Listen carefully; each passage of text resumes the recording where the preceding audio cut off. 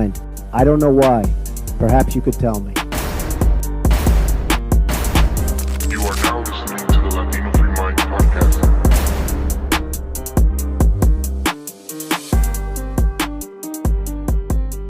Enjoy the show.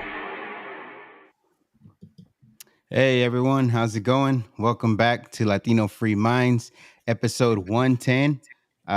New series. Last year, if you followed us, you know we did Know Your Candidate, where we were having people on that were running for state assembly, state senate, just all kinds of races. But this time around, we want to speak to someone that's actually in there. So this is the Know Your Representative series, and we have David Tangipa. Did I say that right?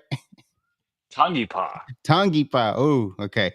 David Tangipa. District 8 State Assembly, which is what, Clovis? Is there any Fresno in there? Yeah, so it's the second largest district in the state of California. So it includes Fresno County, northern portion of Fresno County, so the north part of the city, pretty much north of Shaw, all of the city of Clovis, and then I go into eastern Madera, all of eastern Madera, not including the city of Madera, but then we go all the way up to Calaveras County, and we also go all the way down to Inyo and Mono County as well. So the northern portion of my district's about 45 minutes away from Tahoe. The southern portion of my district's about Woohoo. 45 minutes away from Vegas. Wow. That's a big district. That's a huge It district. is. That's bigger than a lot of states. It's the size of North Carolina, so yes, it is. Ooh, brother. How do you do it? Well, I have a 2022 Chevy Silverado that I bought with 20 miles off of 20 miles off the lot. I have 80,000 miles now. That's, yeah, a lot of driving, huh? It is. It is because I think that's the type of dedication it takes to. I told a lot of people too when I was running for office that I was going to have the energy it takes to take on California. So I think my truck's the one that has the energy it takes to just get us around. Hey, That's that less than a GM year. better hold up. That's less than a year, right? For how many miles I put on my truck? Yeah. No, it's been about 2.5 now. Okay. That's a lot still. It is. Yeah. Well, we kind of, I met you in person briefly a few weeks ago, but we kind of want to get to know you. So tell us a little bit about yourself and maybe how you got involved in politics. Is it something that you've always been interested in, and how did you kind of get to where you are now? Well, yeah, thank you for coming to my event too, and actually looking at your emails when we're trying to talk to people as we grow, and just try to keep people aware. So I just want to say thank you for coming by and even just participating in the civic engagement process. But for me, I've always been political. I've been political since I was younger. And it really started because I grew up in the Sacramento North Highlands area. And there was a time where they shut down the airbase. So, if a lot of people are very familiar with what happened to Atwater when they shut down Castle Air Force Base, and it really destroyed the community of Atwater in Merced County. Well, when they shut it down there, they actually shut it down in multiple other areas in the greater Sacramento area, which includes the Air Force Base of McClellan and Mather, two air bases that were about less than 10 miles away from each other as the crow flies. And when they did that, we lost over 100,000 jobs. 50,000 men and women that were in the military serving the country, and then the income that supplemented a lot of the businesses around. And I remember when I was younger, and I asked my parents, "Where did all my friends go? And why is everything all boarded up? And it's a ghost town." And my dad goes, and he's an old Navy guy, and he says, "Well, that's what happens when somebody somewhere else decides something about your life, and they don't care about you." And they don't think about the policy decisions. And ever since then, I've been obsessed with the president's policy making and how policy is actually what can change people's lives for the better or for the worse. It really just depends on who's making it and what are their goals and ideas behind it. And so I've always believed since I was young that to effectuate the change that we need, you got to be involved. You got to be involved, whether it's student government in high school, with some of the government involved with the college that I was in, or even in the government at the local level. And it's just something that's always been very personal. On my mother's side, though, politics actually runs in my blood. Tonga is the country where my mother is from, and she immigrated here from the very small islands, and she is from a smaller island called Niuatotapu. But my grandfather was the noble for the island of for that island, and actually participated in the Tongan monarchy parliament.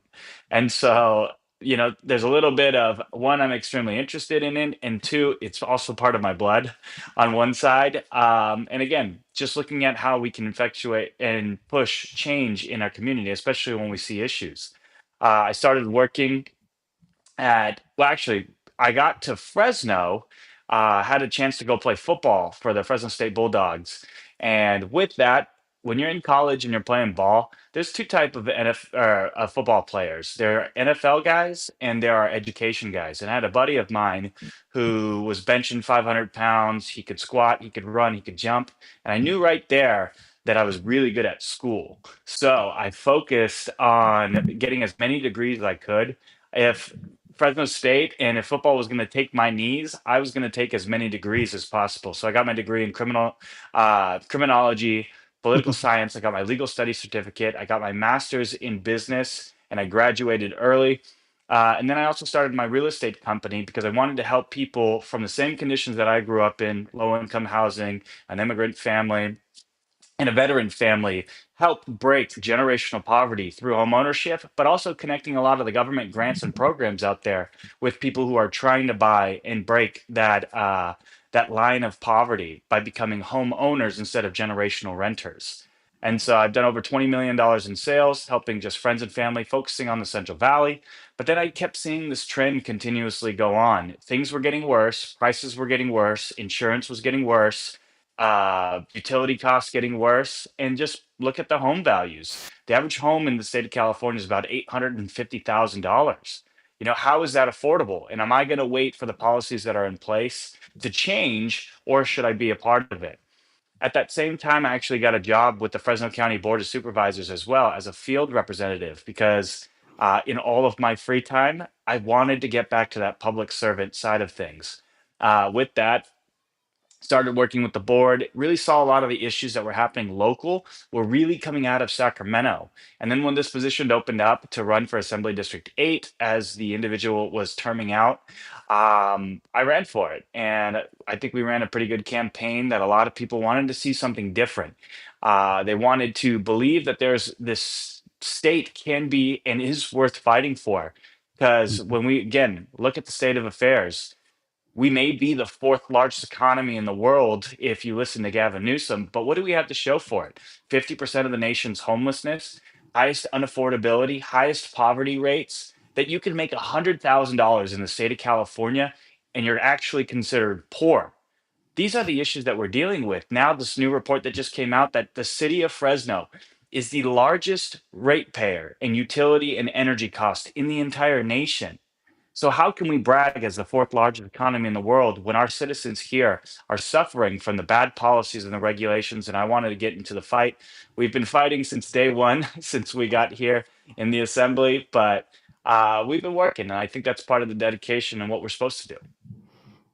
Yeah, no, I I just had to pay PG&E $4,000. So yeah, I what you said is true.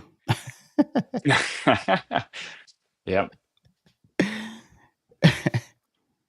So, you know, that being said, like, we talked to, like I said before, we talked to a lot of candidates, right, that were running, because one of the things that we as people that have lived in California, obviously we've seen that, like, okay, it's been a one party rule for a long time.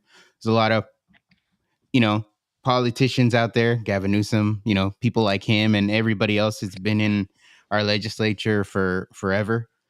And the reason we wanted to talk to candidates is because we wanted to get to know people and see how genuine they were about really trying to help the state, right? Like you said, California is worth fighting for. There's a lot of people that have left. There's a lot of people that constantly bash California, but we're still here.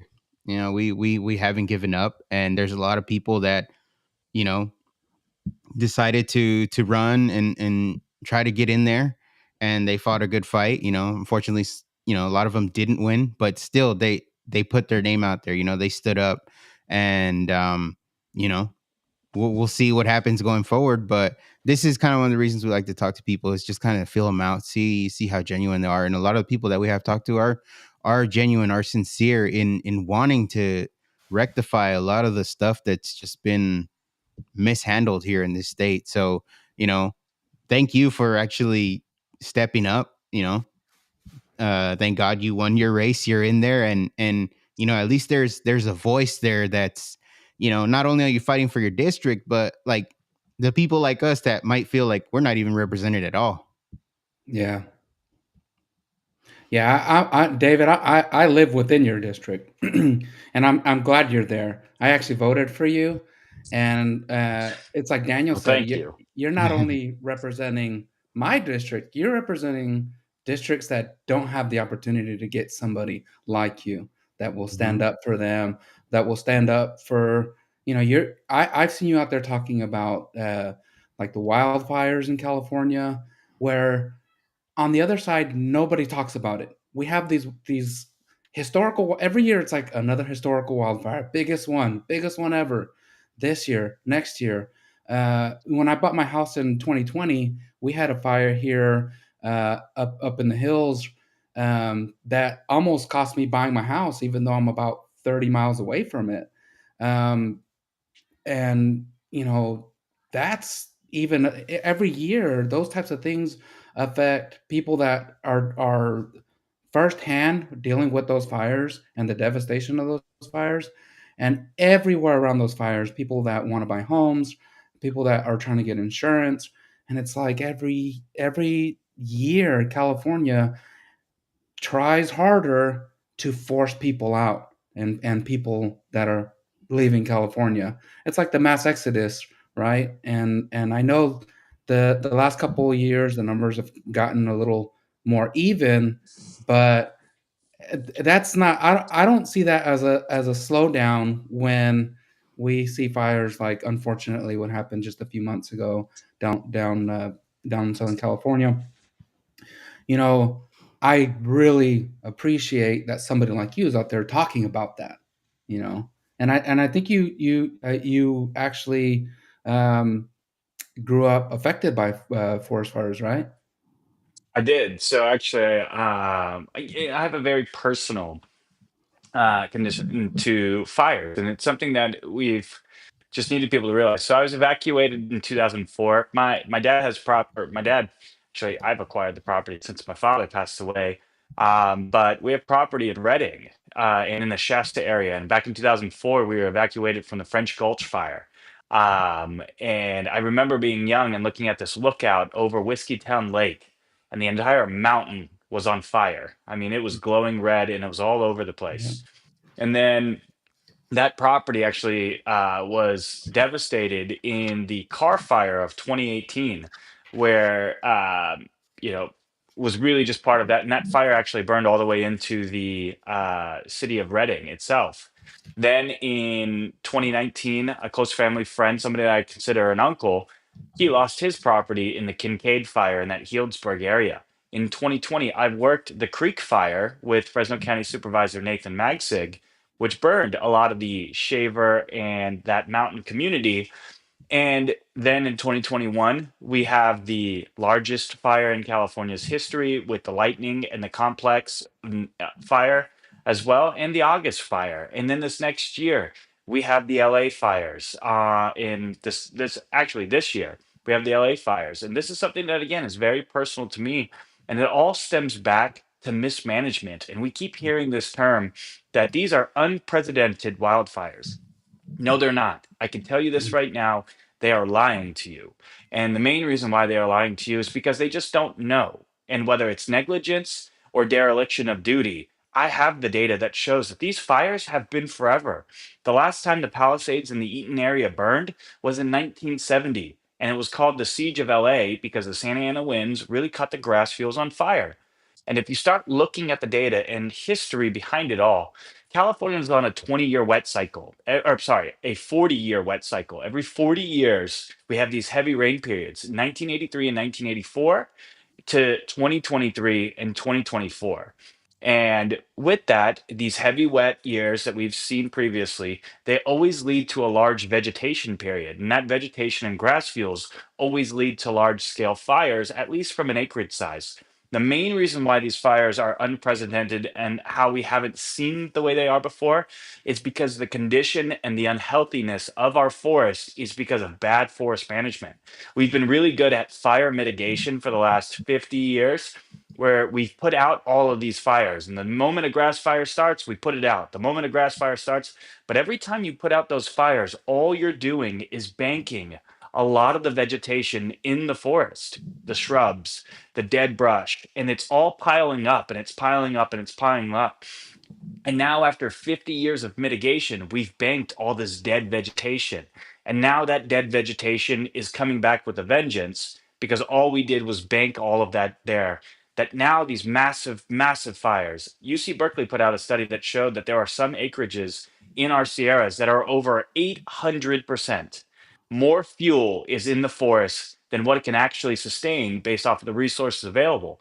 Well, if it's 800% more dense than what it can sustain, that means that fuel and the vegetation there is extremely weak because it's starving itself because the amount of resources available that is pulling away. You know, if you have 1,000 trees, that's 1,000 trees in that acre that is fighting for the rain that just fell on that 1,000, where it really should have about 20 to maybe 150.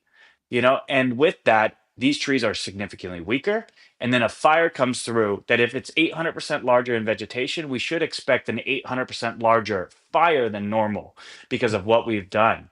And so that's why it's so personal to me, because the fire and the forest management is what's leading to the high insurance cost. It is what is leading to the high utility cost because a lot of the payouts and the fire resiliency building that they have to do and the uses that we have on our infrastructure because we as policymakers are mismanaging the forest. Fires have been forever. We should expect that to be forever. But what we can get better at is proper vegetation management and also have the protocols in place to make sure that we're taking care of the land properly. The LA fires as well is truly the picture of dereliction and negligence because that Santa Ynez Basin was actually built because of the wildfires and the Santa Fe winds. That in that report that I have from the 1970s, it finishes by saying the study of dams and emergency basins is being looked at as a possible part of the solution to make sure that we can combat future fires.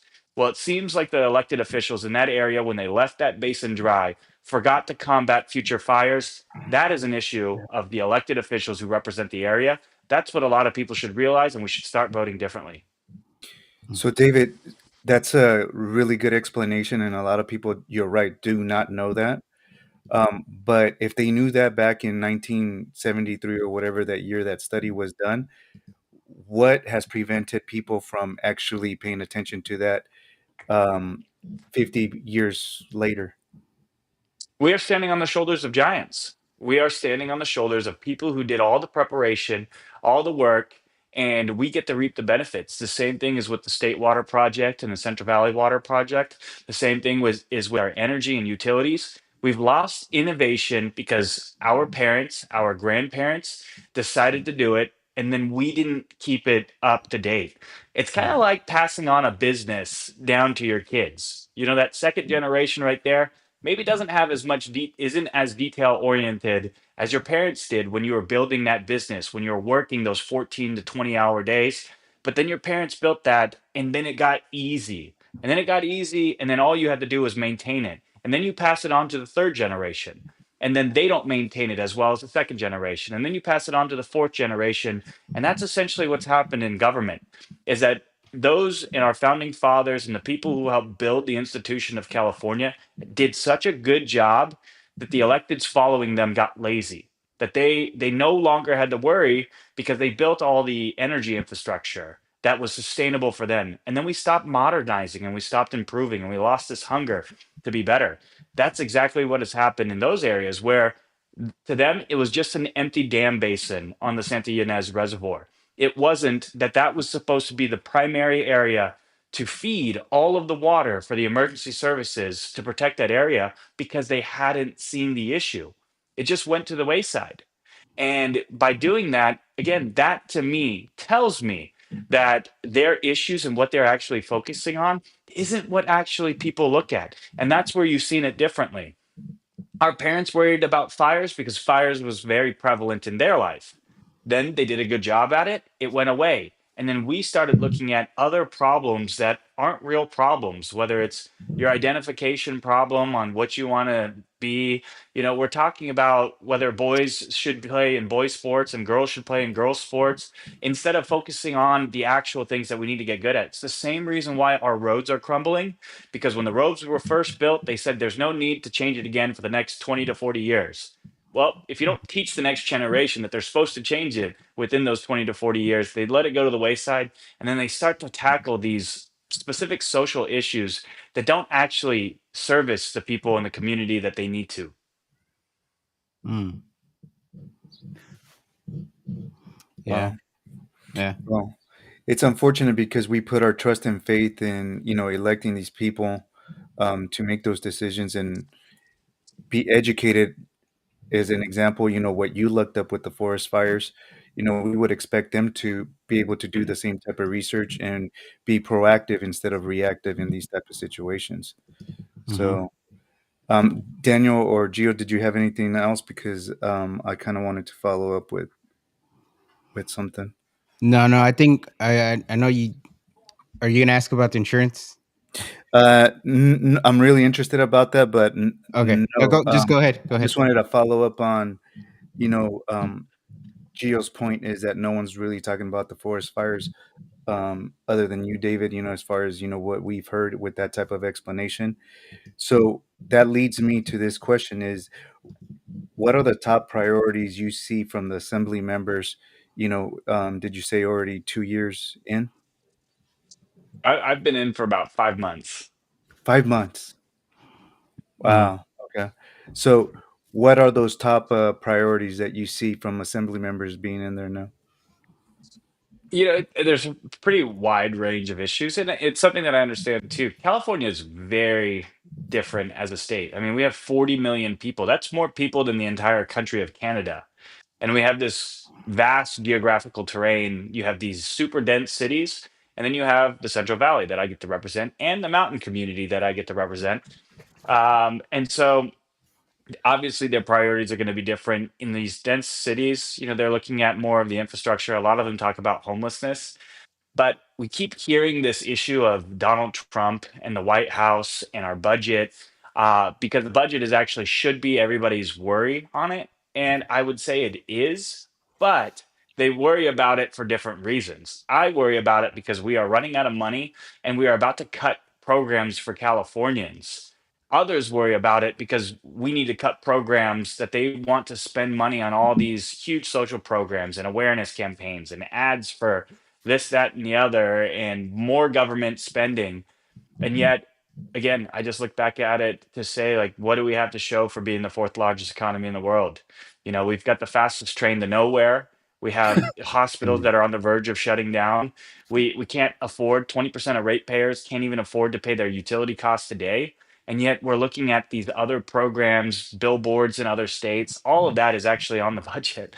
And so the budget, I would say, is the number one priority. But two, for me, it is insurance. And it's insurance because there's a potential collapse coming to the state of California built off of the insurance industry. And if you actually looked at it today, earlier today, an emergency increase in your insurance, if you have State Farm, was actually granted. So it's a 15% increase for homeowners and people who have State Farm insurance immediately to go into effect immediately, and it's a 38% increase or above a 30% increase for commercial. So if you have a home and you're a landlord or a rent and you're renting it out, you're getting that. And that was something that I talked about. One, because the bad policies in this state are the reason why insurance prices are so high, because of a ballot initiative that was ran back in 1988 called Prop 103 that artificially put price control on insurance. And when you do that, you artificially inflate the cost of an asset simply because to buy an asset, you needed insurance, taxes and your income in place to do that. But if you artificially keep one of those down, you can artificially bring up the price. And that's what we've done. So we created kind of this asset bubble in the state of California because we had a version of price control on insurance that now we're suffering from those consequences of bad policy. And the main reason why I talk about that is because State Farm is trying to be here in the state of California, but we have these rules in place called recognized insurance.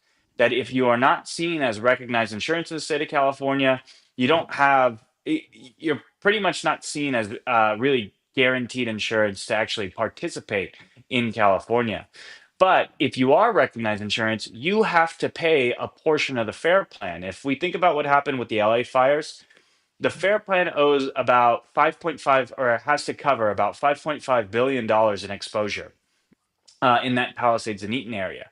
But what most people don't understand is that the FAIR plan is a conglomerate of insurance. It's not government insurance, and they have a share of the market share in coordination with how much they have on their private. So State Farm has about 22% of the private industry on insurance here. They take 22% of the losses on the FAIR plan as well. So when they had all the losses of the fires, they pay out their private one and they cover 22% of all of the fair plan pricing as well. And that is part of, if you are in California, you have to be a part of that system. But that is actually bankrupting a lot. That right now, State Farm is actually trying to be in this state because there's a chance that they are downgraded by the S&P as not looking like a stable business. And if they're downgraded from an A rating to a B rating, that would mean that they are no longer allowed to be actual insurance and they're no longer allowed to cover for Fannie Mae and Freddie Mac on the mortgage side. If that happens, 22% of California that has State Farm will no longer be insured. Wow. So we're incentivizing State Farm to really crash this bubble that we've created in the 70s and 80s. Well, not only are we doing that, is it's either they have to raise prices to make up for the losses because the assets are so expensive, or they're going to have to leave the state entirely, and then we'll have to raise prices to backfill. And this is the dire state of where the FAIR plan is at right now. Because of the LA fires, we're $680 million in the hole that they can't cover right now. Hmm. That $1 billion assessment that is being levied will pull us out of that hole and will leave the FAIR plan with about $350 million cash on hand to cover $450 billion in assets. So that means if you have the FAIR plan, there is less than 1% cash on hand to cover the amount of assets actually part of the exposure for the FAIR plan. So the next Creek fire or August fire or Lightning fire will bankrupt the FAIR plan again. Wow. And part of the follow-up questions to the insurance was, will the prices ever come down, and or will we keep losing insurance companies? But kind of based on what you're saying, I feel like I know the answer to both. Prices can't come down if we get really good at risk mitigation.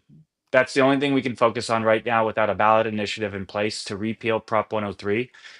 The only thing we can do is really focus, which is why I even went to the White House to talk to the White House policy advisors about creating strategic buffer zones of wildfire managed areas. So that way, when these massive or large scale fires, because of our dereliction and negligence on forest management, burns closer to some of our cities and communities, they hit this about a quarter acre of a buffer zone that protects a lot of the critical infrastructure. If we're able to do that and mitigate a lot of the losses, insurance companies have told me they want to be in California because it's a numbers game. If you have 40 million people in the state of California, you want to do business there.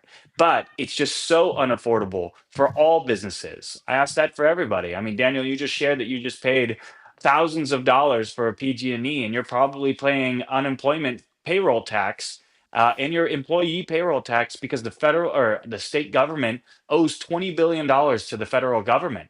This is bad governance that is leading to higher prices. And everybody wants to, and I've referred to them now, I actually take it from the Senate, the Speaker pro temp, is he calls them meat shields.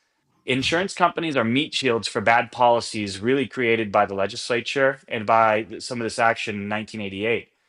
the utility companies are meat shield as well, because the CPUC is what controls the pricing for your utility rates. And every single person on the CPUC is appointed by the governor. So if the governor appoints the CPUC and the CPUC approves all of the rates for the utility companies, doesn't that trace back to the governor? Yeah. And It so should. that's what I want people to see is we've been blaming the wrong people, whether it's Mm-hmm. the utility companies or the insurance companies, and we have to get back to exactly who it is. It's the legislature, it's the Capitol, and if I have to be the person that says that it's me, I'm more than fine to say that because nobody else in Sacramento will. So, David, what's the fast fix? We need to turn it around tomorrow. What do we do? Forest? Yeah, immediately we should open up contracts to U.S. Forest Service and state forest projects. We should allow a lot of our local counties that actually have and operate in some of these areas, allow them to bid out so that way our timber harvesting and the timber community can actually come in, properly manage the forest, and make sure that there are the safeguards in place that I think a lot of people want. Really what happened on why we just got out of the forest was because in the 1950s we had this era called the wood famine era. Everybody came back from World War II, everybody wanted a house. The logging industry went and clear cut hundreds of thousands of acres. I mean, they took everything and anything they could see. And then that's really what weaponized the EPA era that really came in response to that back in 1972, 73. When that happened, we just shut down the whole forest and nothing was being done. And now I want people to realize that we're not in the 1950s wood famine era. We're not in the 1970s EPA and the response to that and the hippie movement. We're in the 2020s and we should modernize and we should focus on proper forest management. Let's award the contracts. We have all the data, what a healthy forest looks like that can maintain the vegetation, the area, the erosion. We should do that. We should specifically do that around these strategic buffer zones, around critical infrastructure. By doing that, and if we can show to these insurance companies that we've mitigated the risk, they can stay in California and they don't need to raise rates. And then if we But can make sure that they're protected the entire time, we can take all of that forced material, create mass timber, which is a form of highly pressurized fused wood, use that to actually build affordable housing because affordable housing starts with affordable material. We can lower the housing cost by doing that, and we can create jobs again by market creation in our forests. There's more than enough trees to do it. This is going to be a 20 to 40-year project because the health of our forest is so bad that we can get in and we can actively manage our forest and do a lot better at it, create the jobs that are needed to create lower insurance costs, but that also will lead to lower utility costs because the utility companies are the ones that have had to really front the bill because they talk about the power lines are falling and it's the utility company's fault. Well, power lines have been here for over 100 years. Why don't we blame something that if these fires are new, why don't we blame the new thing of mismanaged forest? You don't we as a legislature and the government haven't let the utility companies to go in and clear the area underneath the power lines to make sure. So then whose fault really is it? But then you're asking these utility companies to pay out $1 billion, $2 billion because of they didn't do enough. Well, we don't even allow them to harden those power lines that are 100 years old or modernize, or we hold up permits. So it all really stems out of the Capitol. And if we're able to do that, we can solve a majority of the issues while making sure that we attain the goals that we want to here in the state of California. So it sounds like there was an overcorrection after what you had explained in the 50s. So aside from you in the legislature, has anybody acknowledged this overcorrection and that it needs to be addressed? What type of A traction is little, there out there? yeah, it's not something because I am the one who I'm a little bit more obsessed with the forest management and the history behind it. One, I just think history is the greatest learning lesson. I've talked to a lot of people, and one of my favorite quotes is from Thomas Sowell, and he talks about history as a graveyard for bad policies and mistakes. And we all should learn from that instead of digging up and being grave diggers on Mm-hmm. and reviving all of these bad policies. So that's kind of like it's more or less a little bit mine. There's a lot of colleagues of mine that also understand that proper forest management, and they've been advocating for it for a long time. The unfortunate part is that the LA fires had to happen for them to feel some type of reaction to start doing some things. I mean, you described it perfectly earlier. We're an extremely reactive legislature, but we're never proactive. And I'm trying to make sure that we can be proactive. There's colleagues of mine in the Republican Party that do feel that way. There's a few Democrats as well that are starting to listen here and there, but it's so one sided here. Republicans are really looked at as a glorified advisory board. But Mm. with all the issues that are coming in the state of California, if the Democrats have 100% of the power, they should get 100% of the blame. But voters are getting 100% of what they voted for. But it's our turn to right now educate and expose because they didn't think that they were voting for this. Mm. Wow. Well, that's exactly it. Is because Daniel alluded to it in the beginning of the podcast. Is that um, we feel like we're not being heard, like we're not being represented. There's a lot of, you said it, social programs, government spending that is happening that we didn't vote for. So, us as voters, and this is part of what we're doing with this podcast, is doing something about it. Is that if Gavin Newsom is boasting about all the money that he spent while he's been a governor, well, that what that should translate over to us, the citizens, is that he hasn't been spending the money well because we don't see the results. Mhm. Exactly. And David, you mentioned like this is a personal thing for you, the forestry, but realistically, and I grew up in Sacramento. I live in Fresno, in the Fresno area. I've also lived in Southern California. Everywhere I've lived, I've had to deal with forest fires. When I was living in Valencia, in Southern California, I remember when San Bernardino was on fire, Stevenson Ranch was on fire, and there was a third fire. And I would walk outside, and it literally felt like I was within a ring of fire. Every direction I looked in was on fire. Um, why is it that nobody's, what district is not crying about about this mismanagement in California? Because everybody's feeling it everywhere, from up north to down south. It's hard for people to get into the data, but it's easy for them to blame. And that's all we've seen is that they want to blame climate change and all of this. But again, if you just look at the data, you can't plant 1,000 tomatoes in a one by one box. You'd be a horrible gardener. But we've allowed 1,000 trees per acre. So why aren't we horrible gardeners of our forest? And the demonization behind it that, oh, we have the bark beetle issue. Well, the bark beetle really took a hold because the forest was so overgrown that the trees were starving themselves after have a couple years of drought, and then the beetle comes and it bores a hole all the way around the bark, kills the tree. Well, that's just because the tree wasn't strong enough because we have been bad gardeners. Mm. And but it's a lot easier to just say, well, it's climate change and this is Yeah. fossil fuels fault to do it.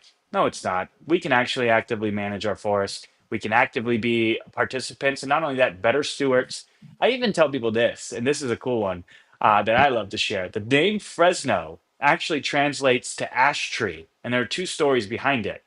There's they talked about the grove of ash trees that were growing along the San Joaquin, but the other story is that it was a area full of trees of ash because fire was so prevalent. Because the Mono natives would actually light the forest on fire every 2 years to make sure that they could make it through the trees, they could make it through the forest, and that they could harvest and properly manage their forest. So we have to have this understanding that fires have been forever, but these massive wildfires are because of the unnatural management that we have been doing for the last 40 years. But there's a lot of people that don't have that appetite to say it was bad policy, it was my predecessor, or even if it was me.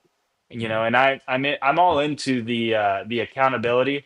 Let's just say it's us. Let's own it. Let's dominate it. We understand the problems here. Now that we understand, look, if you need somebody to blame, blame me. But now let's be solutions based, not problems based. Hmm. Yeah. Wow. It's all interesting stuff, right? That, hopefully, when people listen to this, they kind of get a better understanding of how everything kind of, you know, what was that saying? How the sausage is made? Yeah. Because, um, you're talking about how the utility companies have their hands tied in a lot of this. Insurance companies have their hands tied, and you know, uh, everyone gets mad at them. And like you said, they're getting mad at the wrong people. And Meat shields. yeah, so all this information is very, it's good. It's good to hear, and hopefully people that listen to this kind of understand that better. Um, Well, the number one solution to mhm, changing it isn't waiting for somebody else to be educated and to learn. It's to run for office. It's to mhm, be convicted in why you need to change it. Because again, I told you, people are getting everything they voted for. So instead of having higher expectations for that person who is the elected voice in that office, run for mhm, office, be a part of the solution and help us, because that's what we need. And to me, it's those individuals who are going to help pull California out. It's the same argument that they've always stated is, strong men create easy time create weak men create hard times create strong men. If you want to, however you want to take that, we need people now because we are now in the hard times where people can't afford, can't live, can't breathe, can't eat. That we need people to step up and actually answer the call instead of waiting for others to be the better one. mhm. You, Yeah. 100%. David, you've been there for 5 months. You mentioned, and you have these real issues that you hold personal, but sometimes when we look at what's going on in California, it seems so um, watered down because there's these other initiatives, these identity type initiatives. I saw you a few weeks ago. You were fighting the bill for they were trying to push down that this minor bill where they were going to allow you know, Mm. maybe I'll let you explain it. But it allowing um, people to, The solicitation of a 16 and 17-year-old. I don't even want to say it because it's disgusting to me. But if you don't mind talking about that, so that people know what was going on just a couple weeks ago. Yeah, this was I think this was last week. It's just been a So long last week, see how fast things It's go. been a yeah, it's been a long week, I will say that. But it was a battle that we never thought was going to be a battle. With the passage of Prop 36 to have accountability, again, that passed in every single county. Californians want to feel safe, and so this was actually a bill that was carried by a Democrat. And she wanted to make sure that 16 and 17-year-olds received the same protections that 14 and 15-year-olds had if somebody was to solicit a minor for sex. Hmm. And it really went after the buyers. And for some reason, the California Public Safety Committee pulled out the language for 16 and 17-year-olds and then replaced it with the said, we intend to protect 16 and 17-year-olds. That's not good enough What? to intend to do something when we are the legislators, we are the lawmakers. So it was our job to demand that. And we had to go through this fight where we were demonized and attacked for saying that we were going after the LGBTQ committee for this, and we were going after all this. And we were just thinking to them, how are you saying that this is our fault? We're fighting to defend a Democrat bill. And Mm. they tried to play this entire game, but we couldn't understand that they were actively working to protect people who were targeting children. And I asked this question to everybody. How can you expect our elected leaders to be better on the budget, to take on the insurance crisis, to take on the utility crisis, to take on the affordability crisis when they can't even decide whether they should protect kids or not? And Wow. that's who's Yeah. leading this state.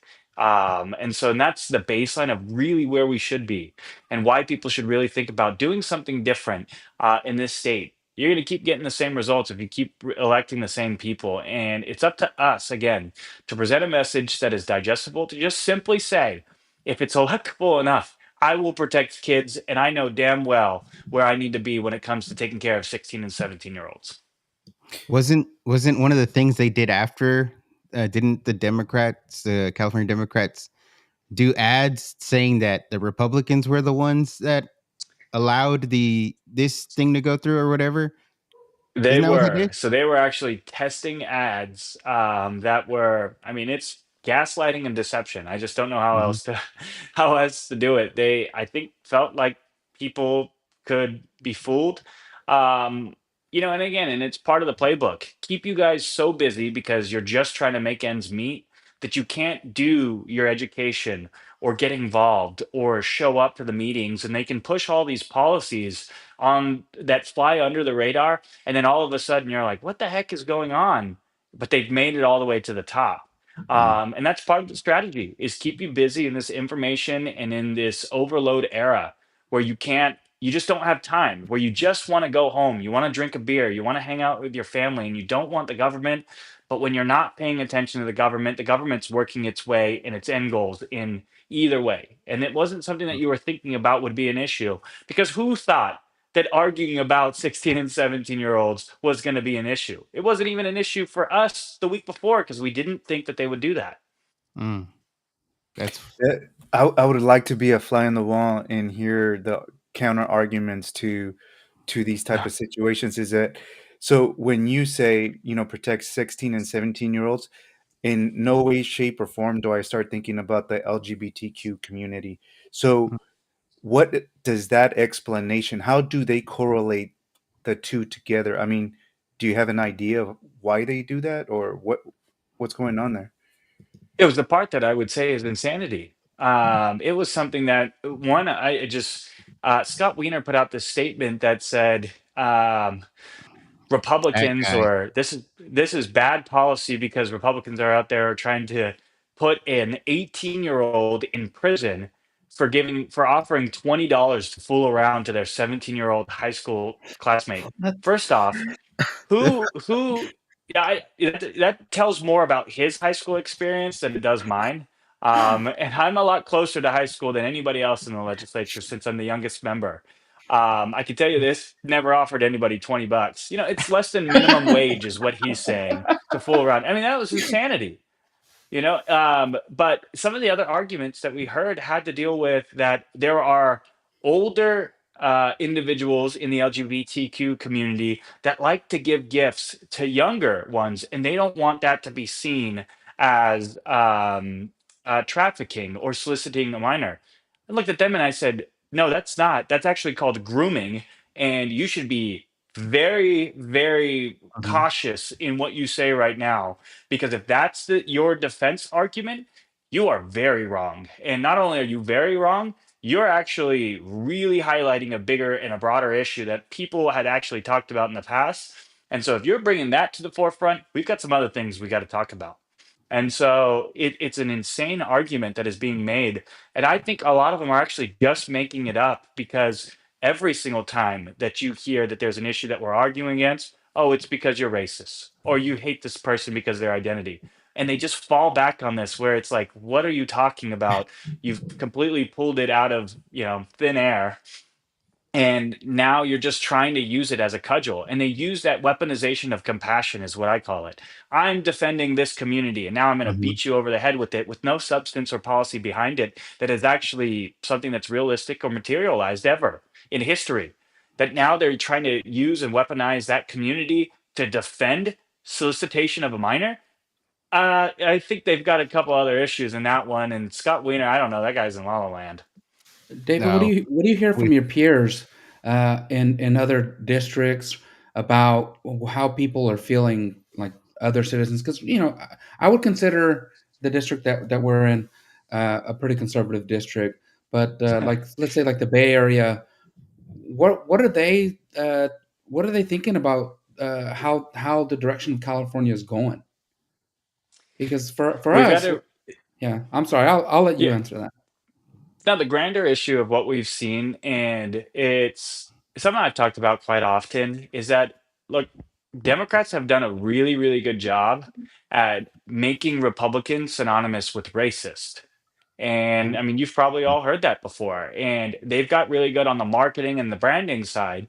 That, I mean, if you were to think about it, would you ever listen to somebody that was openly racist or hated the Latino community that were advocating? Immediately, you get this visceral reaction that you're like, I don't like that person anyways. I'm not going to work with them. And a lot of them have that ingrained ideology that just already shuts the door. And it's a lot of it I talk about from the business of sales. Democrats did a really good job at appealing to the emotion and then selling the product of being a Democrat. Republicans have done a horrible job at just even getting our message out and talking about what we're for, because we've always talked about what we are against. Nobody wants to be the party of against. I Mhm. want to be the party for abundance, for embracing, for sustainability, for responsible management here in this state. But we've got to get away from a lot of that mentality of I'm against everything and anything, because that's what the Democrats really showed. And right now we're combating that issue of just trying to get people to understand or even like us first, so that way they can listen to us. Because that's Mm. just the way it's always been. And having that type of understanding that we're saying, like, hey, you guys have done a good job at painting us. Now it's time for you to realize or even reap what you sow. And unfortunately, again, for a lot of people, they have to realize that the stove isn't just shiny, it's hot. Just like with the LA fires. The LA fires weren't at the forefront, or fire itself wasn't at the forefront until everybody's home burned down. When our homes have been burning down, when we have million acre fires in our north area and in our districts, and yet it wasn't good enough for those in LA and the Bay Area. So we're really going to have to start seeing some of these changes that really, one, attack the pocketbook. And I think a lot of people are going to see that, but we have to be prepared to deliver a proper message of saying how we're for California and we're not against. Again, there are some Democrats that they just don't want to open the door. No matter what, you could talk to a lot of your family members, they'll never want to listen to you simply because you have a conservative ideology or Republican ideology, not because you're a conservative or Republican, but because in their mind, they think that you're a racist and a bad person. And how many people want to listen to that? And so we've got to really kick down those doors, really show them about, what we're doing. And I look at that as this whole victim hierarchy totem pole and that weaponization of compassion that I talked about. Mhm. Listen to all the arguments on the other side. They all live on that. But Mhm. the cool thing that I get is, and I laugh about it because I don't have a victim mentality, I have a victor mentality. And the greatest privilege in the world is the privilege of being born in the United States. And my Mhm. mother ingrained that into me because we grew up in low income housing. And I grew up in extremely impoverished community, to where my mom would always tell us while we were waiting at the food lines that you may be the poorest Americans, but you're the richest Tongans because you're in America. And you may have holes in your shoes, but your cousins don't have shoes. You may worry about the electricity when we have some. Your cousins have never seen electricity. You may Mm. worry about your clothes not fitting and the batteries in your Game Boy. And I remember this one specifically because she'd always say it. You worry about that we can't afford batteries for your Game Boy. There's no Game Boy in Tonga. Mm. And you think that American poor is poor, but American poor is world rich. And with that understanding, it's up to us to really talk about that. But that gives me a different perspective when those members on the other side try to beat you with that whole victim hierarchy totem pole. I Mhm. can tell I'm on the most minority because I'm Polynesian. I grew Mhm. up in low income housing. I sponsored my mother's immigration so that she could have her legal residency here. 10 years ago, I was homeless when I was still playing football at Fresno State and trying to fight to get that scholarship. Ended up getting that and dominating, and then helped change my family's life to where we're at today. So I've lived the American dream, but we're all going through the California nightmare because of these issues. But it's time that we start turning this ship around. Yeah. No, man, what you said was, yeah, that's on point, man. And one of the things is, because you're talking about the messaging of the Republican Party and the Democrats, right? Um, it is true. They get people hung up on things that get them emotional. Yeah. Yep. We say it in Spanish is si controlan emociones, controlan tus decisiones. If they control your emotions, they control your decisions, and that's usually what they do when Hmm. it comes to voting. Um, so if the Republican Party needs help with their message, we're here. Yep. um, and one thing that I kind of, based on what you were saying, it's like one of the questions that I kind of wanted to ask today was, when you're on the assembly floor, right, and you have to kind of like what we were just talking about with the bill with the 16 to 17-year-olds, that you're trying to speak up to defend your district, to defend the state, minors in that case. And you kind of, how does it feel when you know that, damn, these people are not gonna listen to me? Like, how is that feeling where you're in the assembly floor and just kind of knowing, you're outnumbered, the balance, there is no balance right now, really in the legislature. So like how does that feel for you, knowing that I'm hoping I say something that resonates with people, but these damn not these damn people, but these people aren't gonna listen to me. For me, it's the part of I won't be complicit with the collapse of California. And when I was growing up, less than 10 miles away from the Capitol, I hoped, because I glorified this building, that somebody was there fighting for some of the beliefs and fighting for those, again, that they talked about fighting for. That we didn't just lay down when they removed the 16 and 17-year-olds. We got active. We started letting people know. The Mhm. media caught on. The people started to see it. And that is something that I think is it's empowering. That people are finally saying, like, holy cow, like, how could they? How could they do that? And that Mhm. is a start of getting the ball rolling. And it's just like a snowball. It may be the size of a fist right now, but we're hoping that it turns into an avalanche sooner or later. By getting people and coming to speak, not only am I grateful that you offer wanting to be a part of dictating the narrative and helping talk about the messaging side. It's up to me as an elected leader to come and join you on your show and come to your community and talk about that if we actually want to see the change that we want.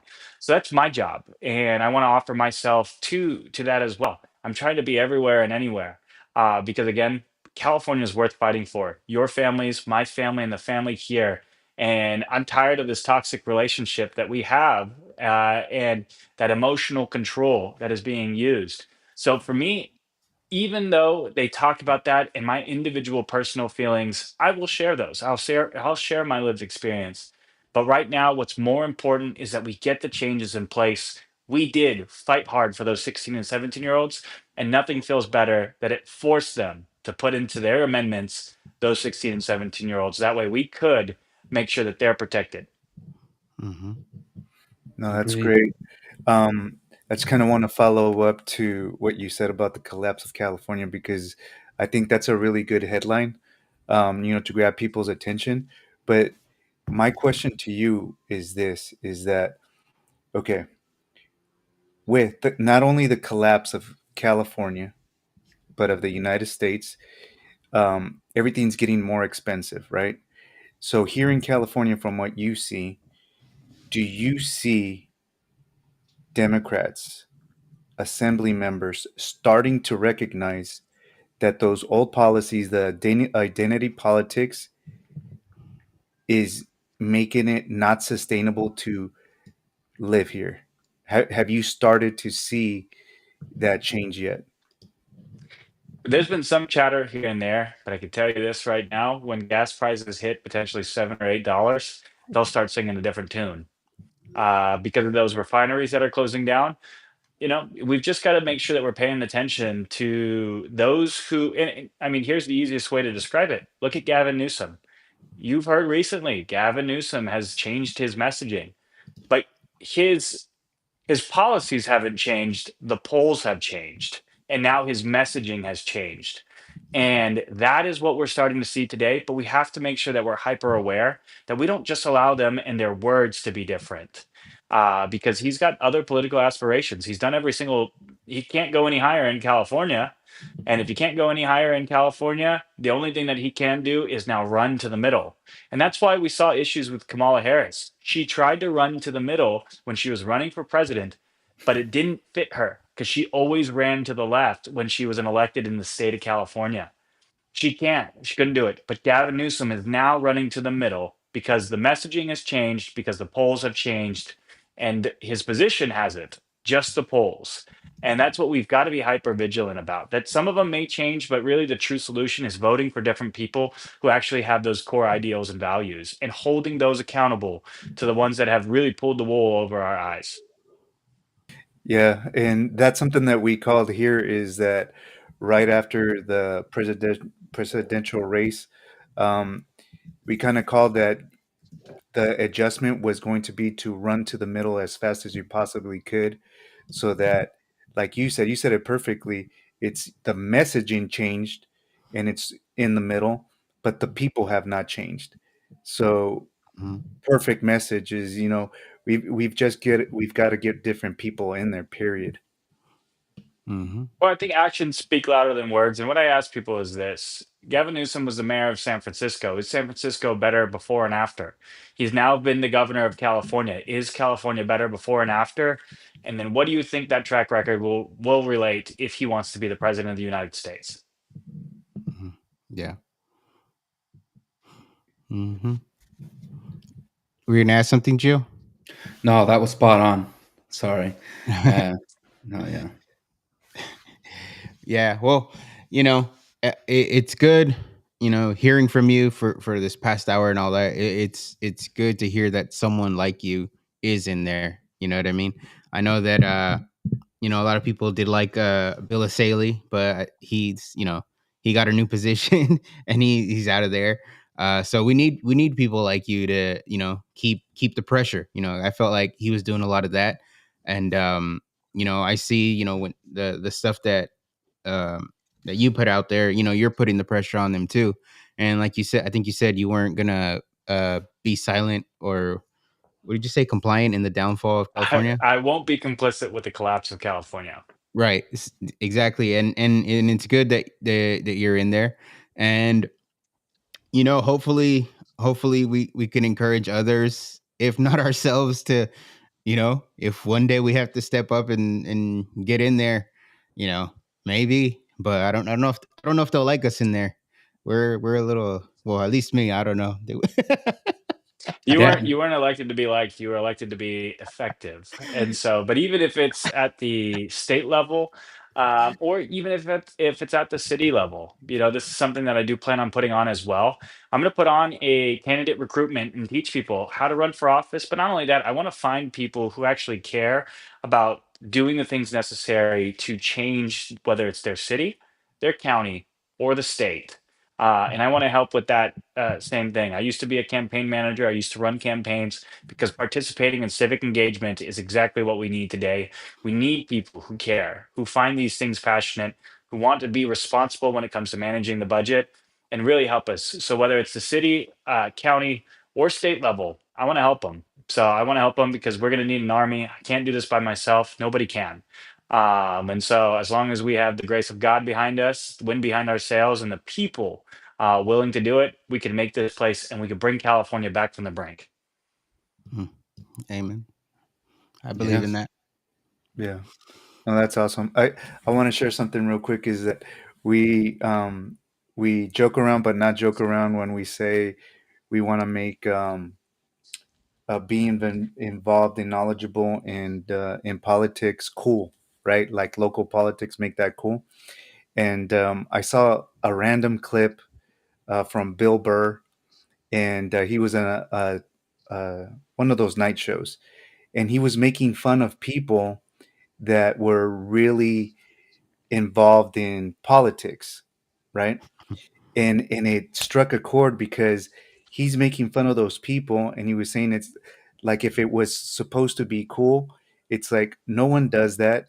Like you represent a football team, a basketball team, or any sport like that. So I thought to myself, that's pretty cool because if he's making fun of it, that means that more people are, you know, getting involved and making that interesting or cool, you know, to be involved in local politics or politics, period.